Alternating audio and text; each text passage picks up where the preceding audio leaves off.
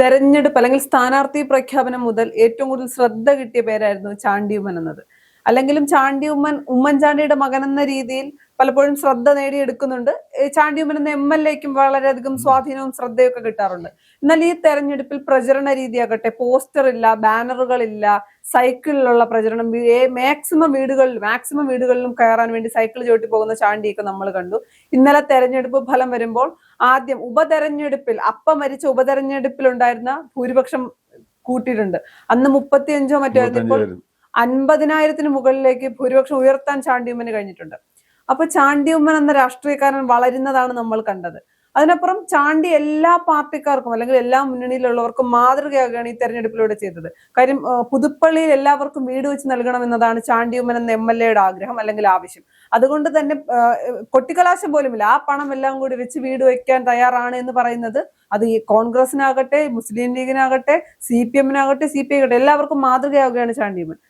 അപ്പൊ അത്തരമൊരു നേതാവ്, ഉമ്മൻചാണ്ടിയുടെ പാത പിന്തുടരുന്ന നേതാവാണ് ചാണ്ടി. അപ്പൊ ചാണ്ടി അതും യുവാവാണ്. എനിക്ക് തോന്നുന്നു കേരള രാഷ്ട്രീയത്തിലെ സജീവമായത് അപ്പയുടെ മരണത്തിന് ശേഷമാണ്. അപ്പൊ അങ്ങനെയുള്ള ചാണ്ടി എന്ന് പറയുന്നത് എല്ലാവർക്കും മാതൃകയായില്ലേ? തീർച്ചയായിട്ടും ചാണ്ടി ഉമ്മൻ, എനിക്ക് തോന്നുന്നു രാഷ്ട്രീയ എതിരാളികൾ പോലും ചാണ്ടി ഉമ്മനെ അഭിനന്ദിച്ച് പോസ്റ്റ് ഇട്ടിട്ടുണ്ട്. ഞാനത് കണ്ടു. ഞാൻ പോസ്റ്റ് ഒന്നും ഇട്ടില്ല, പക്ഷെ നമുക്ക് അതിനോട് താല്പര്യമുണ്ട്.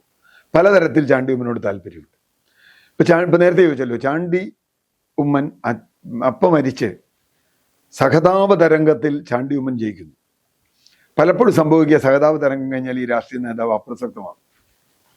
പക്ഷെ അതല്ല ചാണ്ടി ഉമ്മന്റെ കാര്യത്തിലുണ്ടായത്. ഉമ്മൻചാണ്ടിക്ക് കിട്ടിയേക്കാൾ കൂടുതൽ ഭൂരിപക്ഷം ചാണ്ടി ഉമ്മൻ ആ മണ്ഡലത്തിൽ വാങ്ങുന്നു. ഒരു സഹതാപ തരംഗമൊക്കെ കഴിഞ്ഞിട്ട് ഇപ്പം എത്രയായാലും. എന്തുകൊണ്ടാണ് സംഭവിക്കുന്നത്? ചാണ്ടി ഉമ്മൻ്റെ ഒരു സ്റ്റൈൽ, ഉമ്മൻചാണ്ടിയുടെ സ്റ്റൈൽ തന്നെയാണ് ആളുകളുമായി നിരന്തരം ഇടപെടുക. ഉമ്മൻചാണ്ടിക്ക് അങ്ങനെയായിരുന്നല്ലോ.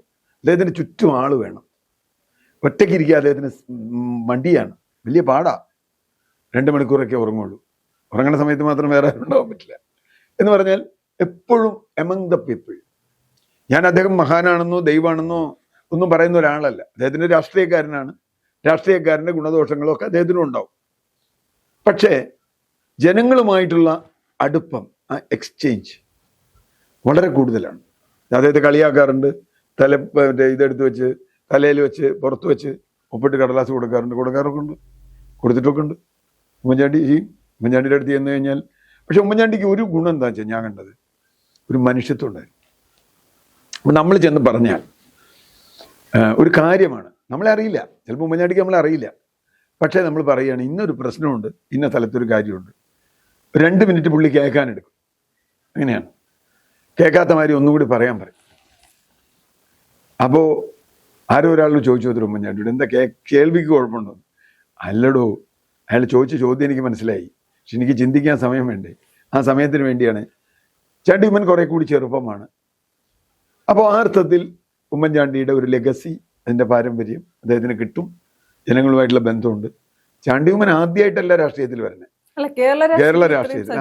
കേരളത്തിന് പുറത്ത് ഡൽഹിയിലൊക്കെ രാഷ്ട്രീയം ഉണ്ടായിട്ടുണ്ട്, എനിക്കറിയാം, അവിടെ വെച്ചറിയാം ചാണ്ടി ഉമ്മൻ. അപ്പോൾ ആ അർത്ഥത്തിൽ ഇവിടെ വരുന്നു. പക്ഷെ അതിന് ശേഷം, വിജയിച്ചതിന് ശേഷം അദ്ദേഹം സ്വീകരിച്ച രീതികൾ, ആ രീതികൾ വളരെ വളരെ വ്യത്യസ്തമാണ്. നമ്മുടെ ഒരു രാഷ്ട്രീയ പാർട്ടിക്കാർക്കും, പ്രത്യേകിച്ച് യുവാക്കളെ മാതൃകയാണ്, അത് ചെയ്യാനുള്ള ധൈര്യം ഉണ്ടായിട്ടില്ല. നേരത്തെ പറഞ്ഞില്ലേ, നമ്മുടെ നാട്ടിൽ ആളുകൾ പ്രചരണം കൊണ്ടാണോ വോട്ട് ചെയ്യുന്നത്? അല്ല എന്ന് ഉറപ്പായി പറയും. ഞാൻ എൻ്റെ കാരണം പറഞ്ഞതെന്ന് വെച്ചാൽ, ഒറ്റ മണ്ഡലം ഞാൻ പറയാം, പയ്യന്നൂർ മണ്ഡലത്തിൽ CPM-ന് ഏകാധിപത്യമുള്ളൊരു മണ്ഡലത്തിൽ ഒരു 1000 പോസ്റ്റർ ഒട്ടിച്ചിട്ടുണ്ടാവില്ല, മിക്കവാറും പൊട്ടിച്ച ഇതൊക്കെ കീറി കളഞ്ഞിട്ടുണ്ട്. കുഞ്ഞികൃഷ്ണൻ എങ്ങനെയാണ് ജയിക്കുന്നത്? കുഞ്ഞികൃഷ്ണൻ പോസ്റ്ററൊന്നുമില്ല, ഫ്ലക്സിൽ വയ്ക്കാൻ പറ്റില്ല, വെച്ചാൽ കത്തിച്ചുകളായി. കുഞ്ഞികൃഷ്ണൻ എങ്ങനെ ജയിച്ചു? പറയുമ്പോൾ പാർട്ടിയുടെ സംഘടനാ മെഷീനറി കുഞ്ഞികൃഷ്ണനെതിരാണ്. UDF-നൊന്നും അവിടെ ചെല്ലാനേ പറ്റില്ല. UDF-കാർക്കൊന്നും കുഞ്ഞികൃഷ്ണന് വേണ്ടി പ്രവർത്തിക്കാൻ പറ്റില്ല.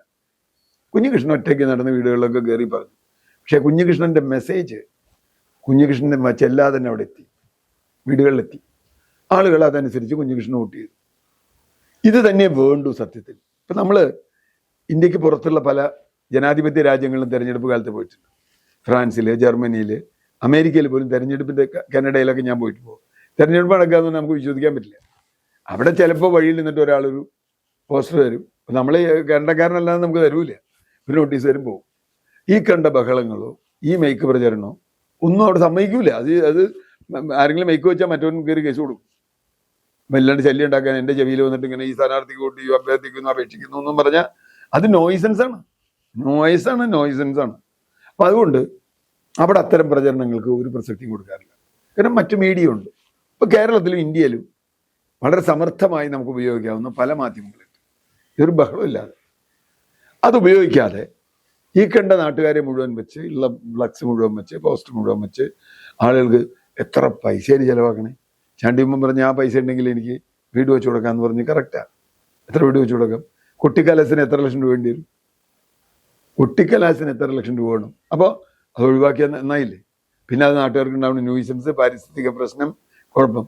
പിന്നെ ചിലർ പറഞ്ഞ ഒരു അഭിപ്രായം, ഇത്ര ആളുകൾക്ക് പണി കിട്ടുമല്ലോ. പണി കിട്ടാൻ വേറെ എന്തെല്ലാം ജോലി കൊടുക്കാം. ഈ നാട് വൃത്തിയേടാക്കുന്ന പണി വേണ്ടല്ലോ. അവരോടൊരു വീട് പണിക്ക് വിളിച്ചിട്ട് പണിയിച്ചാൽ പോരെ, അല്ലെങ്കിൽ വേറെ എന്തെങ്കിലും പണിയിച്ചാൽ പോരെ. അപ്പോൾ തീർച്ചയായിട്ടും കുറെ ആളുകളെ കൂടെ നിർത്തുകയും ജനങ്ങളെ വിസ്മയിപ്പിക്കുകയും അതിൽ നമ്മുടെ ചാനലുകൾക്ക് വലിയ പങ്കുണ്ട്. ഏതാണ്ട് തൃശ്ശൂർ പൂരം കാണിക്കുന്ന മാതിരിയാണ് കൊട്ടിക്കലാശം കാണിക്കുക. കുടമാറ്റം, തൃശ്ശൂർ പൂരത്തിന്റെ കുടമാറ്റം കാണിക്കുന്ന മാതിരിയാണ് കൊട്ടിക്കലാശം. തിരുവനന്തപുരത്ത്, കൊല്ലത്ത്, കോഴിക്കോട്, എറണാകുളത്ത്, തൃക്കാക്കര, കൊച്ചി അങ്ങനെ കാണിച്ചുകൊണ്ടിരിക്കുക, നിരന്തരം കാണിച്ചുകൊണ്ടിരിക്കുക. ഇത് ഏതെങ്കിലും തരത്തിൽ വോട്ടിനെ എഫക്ട് ചെയ്യുന്നില്ല എന്നുള്ളതാണ് ചാണ്ടിയമ്മൻ കാണിച്ചൊരു കാര്യം. ഇതൊന്നും വോട്ടിനെ എഫക്ട് ചെയ്യുന്നില്ല. ഇതൊന്നും ഇല്ലെങ്കിലും കുഴപ്പമില്ല. എനിക്കറിയില്ല ചാണ്ടിയമ്മൻ്റെ എതിരാളി ചെയ്തു വന്നു, ഞാൻ അന്വേഷിച്ചില്ല.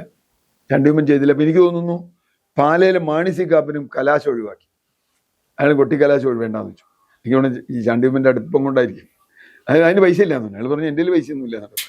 അപ്പോൾ യഥാർത്ഥത്തിൽ കേരളത്തിൽ എങ്ങനെയാണ് സ്ഥാനാർത്ഥികൾ തെരഞ്ഞെടുപ്പിന് നേരിടേണ്ടത് എന്നതിന് ഒരു മാതൃകയാണ് ഞാൻ പ്രതീക്ഷിക്കുന്നത്. ഇനി കുറച്ച് സ്ഥാനാർത്ഥികളെങ്കിലും അടുത്ത തെരഞ്ഞെടുപ്പിൽ ചാണ്ടിയമ്മൻ്റെ മാതൃകയിലേക്ക് വരും. ജനങ്ങളുമായി നിങ്ങൾക്ക് ബന്ധമുണ്ടെങ്കിൽ, കാരണം ഈ 5 വർഷത്തിലൊരിക്കൽ ഞാൻ പോയി ജനങ്ങളെ കാണുകയല്ലോ. ഒരു ചാണ്ടിയമ്മനെ സംബന്ധിച്ചിടത്തോളം ചാണ്ടിയമ്മൻ ജനങ്ങളുടെ ഇടയിലാണ്. വെള്ളത്തിൽ മത്സ്യം എന്നാണ് ലെനിൻ കമ്മ്യൂണിസ്റ്റുകാരെ കുറിച്ച് പറഞ്ഞത്. അതുപോലെയാണ് ചാണ്ടിയമ്മൻ. അതുകൊണ്ട് ഒരുപക്ഷെ ഇത്രയും ചെയ്യാൻ പറ്റിയില്ലെങ്കിലും തങ്ങളുടെ ഈ അനാവശ്യ എക്സ്പെൻസുകൾ കുറയ്ക്കാൻ, പ്രത്യേകിച്ചും കോൺഗ്രസിൽ തന്നെ ഇപ്പോൾ യൂത്ത് MLA-മാർ കുറേ വന്നിട്ടുണ്ട്. ആ യൂത്ത് വന്നിട്ടുള്ളവർ അവരെങ്കിലും ശ്രമിച്ചാൽ കേരളത്തിൽ മാതൃകയാക്കാം. അങ്ങനെയാണെങ്കിൽ അവർ നല്ലതാണ്. പിന്നെ ഈ പറഞ്ഞ മാതിരി അനാവശ്യ പൈസ ചെലവോ ശബ്ദശല്യമോ പരിസ്ഥിതി മലിനീകരണ ശല്യമോ ഇല്ലാതെ മാന്യമായി നമ്മൾ ജനങ്ങളുമായി സംവദിക്കാൻ കഴിയും. ഇപ്പോൾ ഒരു 1.5 ലക്ഷം 2 ലക്ഷം വോട്ടർമാരല്ലേ ഉള്ളൂ. ഒരു 1-2 മാസം കൊണ്ട് ആർക്കും ചെയ്യാവുന്ന കാര്യമുള്ളൂ. തെരഞ്ഞെടുപ്പിന് നേരത്തെ പിന്നെ ഈ സ്ഥാനാർത്ഥി നിർണ്ണയമൊക്കെ വൈകുന്ന ചില പ്രശ്നങ്ങളൊക്കെ ഉണ്ടല്ലോ. ഇപ്പം ചില കേസുകളിൽ അത് വരും. ഞാൻ ഇല്ലാന്ന് മുഴുവൻ പറയണില്ല. സ്ഥാനാർത്ഥി നിർണ്ണയം വൈകുന്നു, സ്ഥാനാർത്ഥി ആരാന്നറിയില്ല. പക്ഷെ എങ്കിൽ പോലും ഒരു കാര്യമുണ്ട്, വീട്ടിലിരിക്കുന്നവർക്കും അറിയാം സ്ഥാനാർത്ഥി. കാരണം TV ചാനലിലും സോഷ്യൽ മീഡിയയിലും സ്ഥാനാർത്ഥി വരുന്നുണ്ട്. പിന്നെ അയാളുടെ കഴിവുകൾ അതൊക്കെ ഉണ്ട്. എങ്കിലും കുറച്ച് MLA-മാർക്കെങ്കിലും MP-മാർക്കെങ്കിലും ചാണ്ടിയമ്മൻ്റെ മാതൃക സ്വീകരിക്കാൻ കഴിഞ്ഞാൽ അത് നല്ലതാണ് എന്ന് തന്നെയാണ് ഞാൻ കരുതുന്നത്.